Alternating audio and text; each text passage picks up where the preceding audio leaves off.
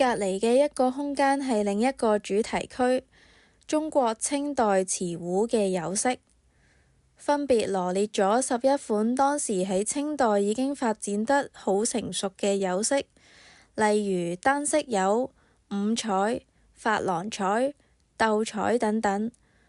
訪客可以透過唔同嘅底座顏色對應相關嘅展板文字。一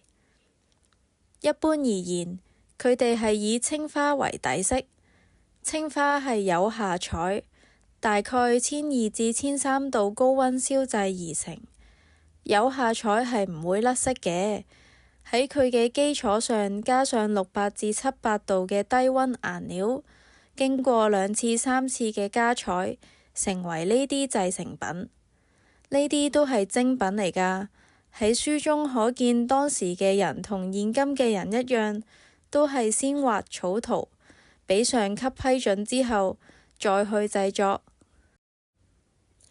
燒製嘅過程中可能會出現各種意外，以致要重新製造，例如落筆唔準、顏料唔對、繪圖偏差，燒製過程都會出現裂痕等等，所以一件精品真係得來不易。